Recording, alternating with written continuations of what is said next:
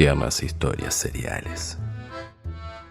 Buena gente, acá tenemos a Andrei Romanovich Chikatilo, más conocido como el carnicero de Rostov. Según él mismo declaró, asesinó, destripó y en algunos casos violó a 56 mujeres y niños en la antigua Unión Soviética. Un amigazo. Míralo bien, este tipo fue catalogado como el peor asesino serial de ese país. Llega a este mundo el 16 de octubre de 1936 en Yabuchne, actualmente Ucrania, pero entonces un pequeño pueblo de la Unión Soviética. Como muchas familias, la de este hombre sufría de hambruna y pobreza. ¿Te suena Stalin? Revienta la Segunda Guerra Mundial y el padre de Andrei se ligó el servicio militar obligatorio. Y más allá que logró volver con vida tras haber sido capturado y hecho prisionero por los alemanes, fue considerado como un traidor por parte del gobierno soviético, afectando el resto de la vida de sus allegados. Andrei era un niño despierto pero callado y tenía mucho miedo de salir de su casa, ya que su mamá solía contarle que su hermano mayor había sido secuestrado y comido por los enemigos. Sano.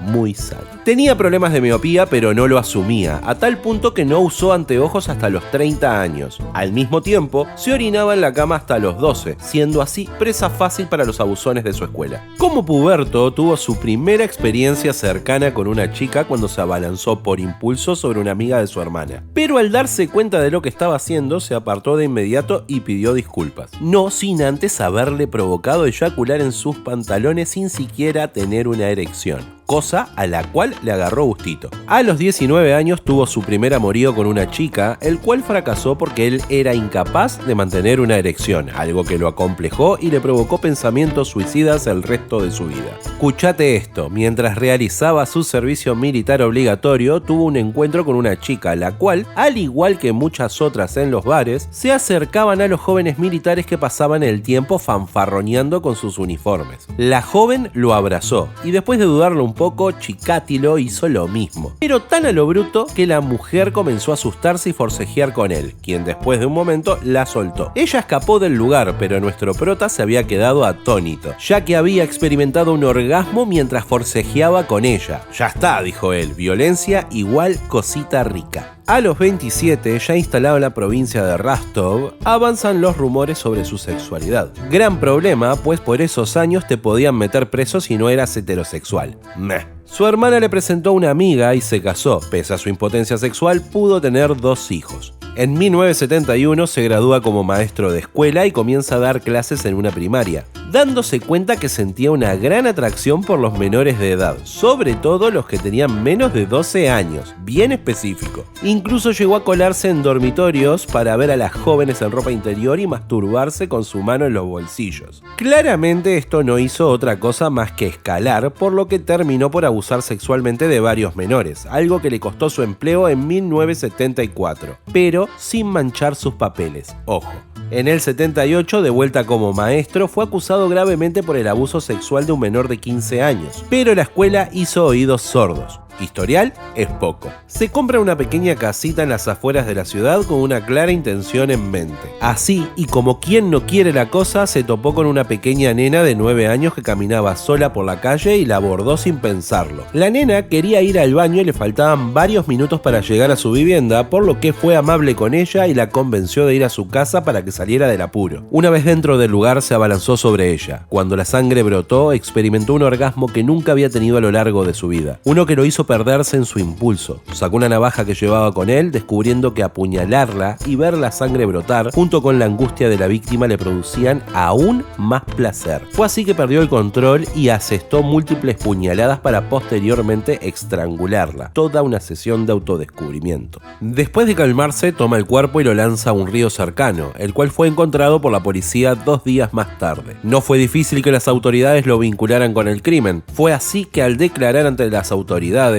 su personalidad firme lo hizo salir airioso de 8 interrogatorios, evitando cualquier problema posterior y enseñándole así a ser más cuidadoso. Los oficiales culparon por el hecho a un hombre que vivía frente al río donde fue encontrado el cadáver. Este sujeto falsamente acusado fue torturado para que confesara y luego condenado a muerte. Había que rendir cuentas. En el 81, nuestro prota renuncia como maestro tras los fuertes rumores que lo acosaban y se convierte en funcionario de abastecimiento de una fábrica, algo que le daba mucha libertad para concentrarse en lo que ahora dominaba su mente. Con ese trabajo pudo viajar por diversas partes del país usando en su mayoría las vías ferroviarias, lugares que a ciertas horas eran muy poco transitadas y que sobre todo tenían un gran número de jóvenes que mendigaban y vendían productos en las estaciones.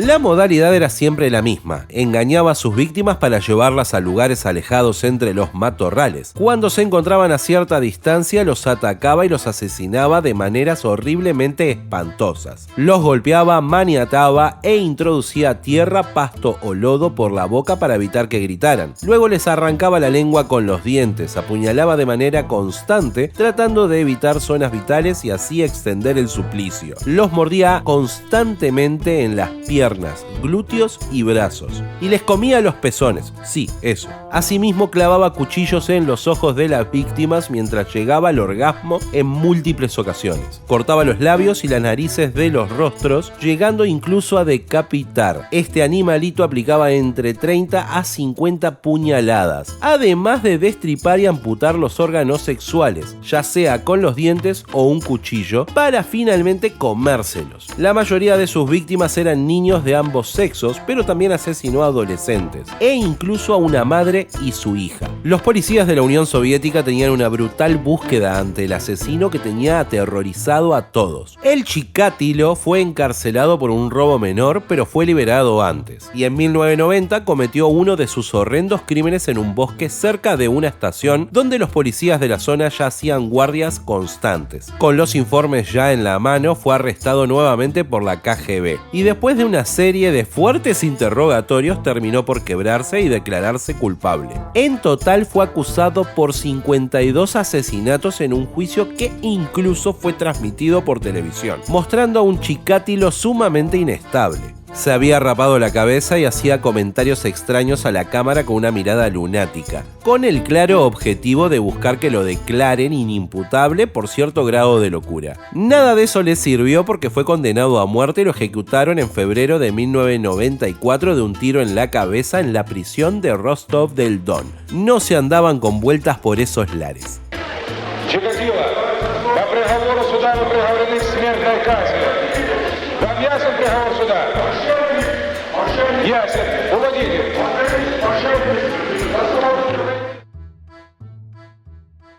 Tiernas historias seriales.